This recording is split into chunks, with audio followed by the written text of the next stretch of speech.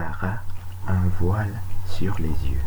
Genèse chapitre 20, verset 1 jusqu'au verset 18. Dans Genèse chapitre 20, Sarah porte un voile. Rebecca aussi porte un voile nommément, et toutes les femmes dans la Bible portent un voile, comme nous allons l'étudier maintenant dans une série de vidéos. Et Sarah est décrite, apparaît dans Genèse chapitre 11 jusqu'à Genèse chapitre 23 quand elle meurt. Et elle est décrite dans ces chapitres comme étant très belle, fort belle. Ici dans Genèse 20, elle est enlevée par Abimelech, qui est un roi cananéen. Et elle avait été enlevée déjà dans Genèse 12 par Pharaon à cause de sa beauté qui est exceptionnelle. Nous avons ici une courte preuve supplémentaire que donc dans tout le Coran, et depuis 1400 ans, il n'y a jamais eu un seul savant, puisqu'il n'aurait jamais été dans l'ignorance de cette donnée primordiale et fondamentale. Et en France en particulier, et dans toute l'Europe, une sorte de débat sur le voile islamique, qui serait bien ou pas bien. Donc s'il y avait eu un seul savant depuis 1400 ans, et a fortiori aujourd'hui, il n'aurait pas été dans l'ignorance de cette donnée.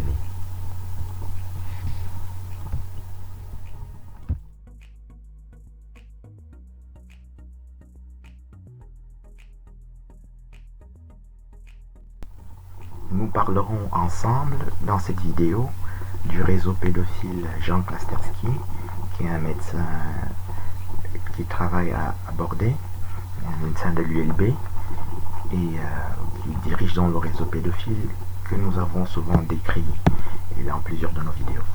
Donc c'est le réseau pédophile Jean Klasterski, Patricia Rubinfeld, qui est une avocate qui dirige dans ce réseau pédophile, et toutes les disparitions d'enfants sont centrées dans la police, et dans la justice. Donc nous avons déjà parlé dans plusieurs vidéos du réseau pédophile qui est dans la police d'Anderlecht, et on avait mentionné à ce moment-là les actes de caporal Alexandre Geboers, donc qui m'avait capturé le 10 septembre avec 20 de ses collègues de cette mauvaise police qui sont donc des pédophiles de ce réseau que nous allons décrire ici. Bon, il y a toute une tribune.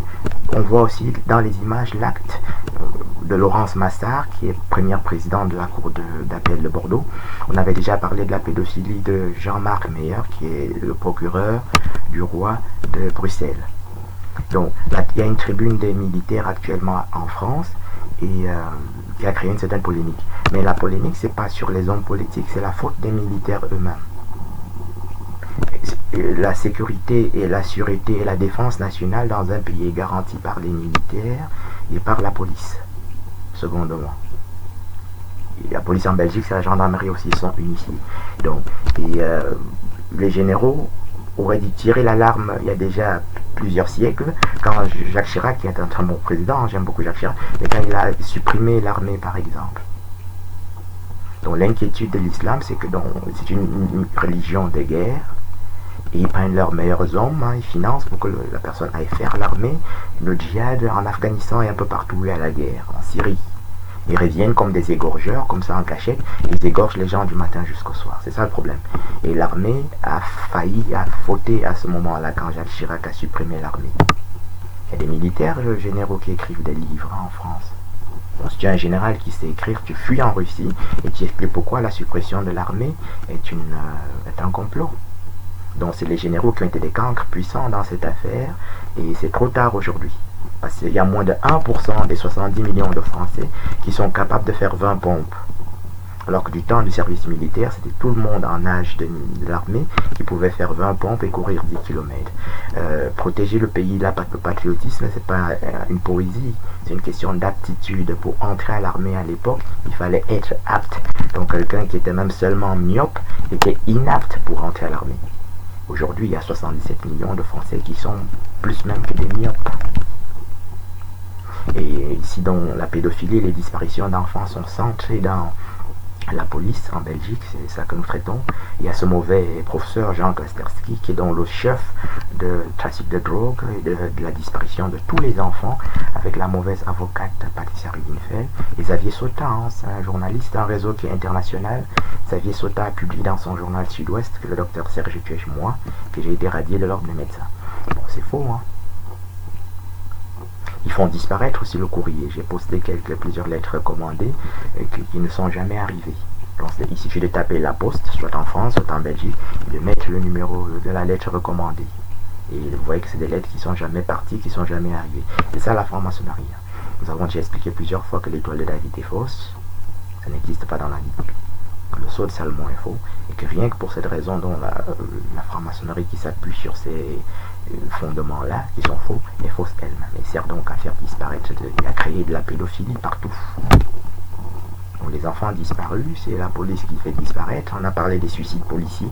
Suicides policiers, ça veut dire que c'est les policiers qui suicident d'autres policiers pour créer une fausse police propice, c'est-à-dire favorable à la disparition d'enfants, au trafic de drogue et aux autres problèmes qui existent sur cette terre.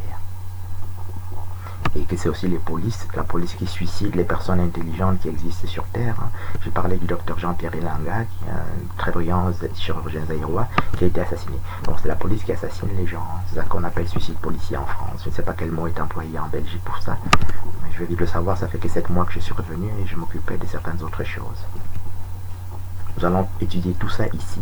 Je viens donc de mettre 4 images précises qui montrent que Laurence Massard, la première présidente de la Cour d'appel de Bordeaux, est complice du réseau pédophile Jean-Marc Meyer, puisque les dossiers que j'ai déposés le 8 janvier n'ont jamais été jugés. Nous allons décrire ça. J'ai déposé une ampliation, un rappel, pour le 7, c'est-à-dire il y a 2 jours, le 7 mai. Voilà. Dans toutes les affaires de pédophilie, c'est le procureur qui dirige ça avec la fausse police et les fausses premières présidentes des cours d'appel qui sont tous appartenant, c'est-à-dire participants, corps, âme et esprit du réseau pédophile Jean Klasterski, qui est le chef de la disparition des enfants dans toute l'Europe. J'ai déjà fait des vidéos, j'ai une trentaine de vidéos qui expliquent ça. Nous allons augmenter ça ici. Dans la tribune des généraux français, il y a tous des cancres en France, parce que c'est ça qu'il faut dire. C'est pas maintenant, c'est trop tard. Il n'y a pas 1 seul % de toute la France, quelqu'un qui peut faire 10 pompes ou courir 10 km. Alors que du temps du service militaire, tout le monde pouvait faire ça.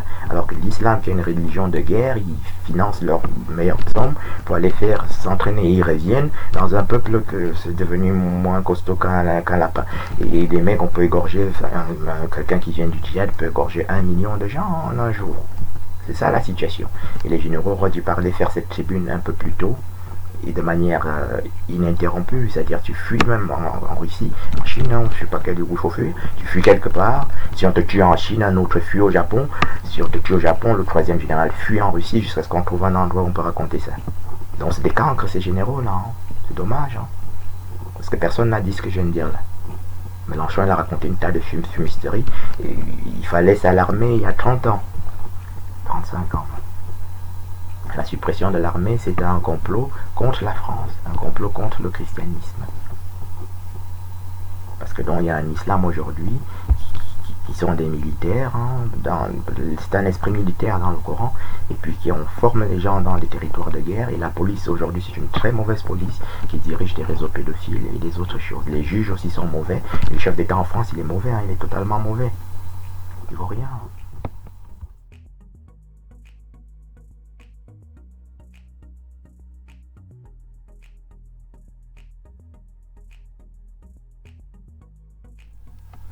Rebecca prit son voile et se couvrit. Genèse chapitre 24, verset 64. Rebecca, c'est l'épouse de Isaac. Et dans Genèse chapitre 24, après la mort de Sarah dans Genèse chapitre 23, Isaac lui-même naît dans Genèse chapitre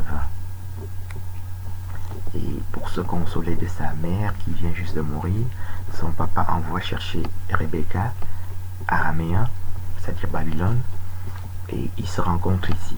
Et Rebecca prend son voile et se couvre. Genèse chapitre 24, verset 64. C'est un long chapitre qui va jusqu'au verset 67. Pour ceux qui ne sont pas musulmans, ils peuvent ne pas comprendre, mais une femme musulmane ne doit pas porter le voile dans l'intimité, c'est-à-dire dans la sphère privée. Ce n'est que lorsqu'elle est dans une sphère qui n'est pas privée qu'elle prend son voile, qu'elle se couvre de son voile. Et donc,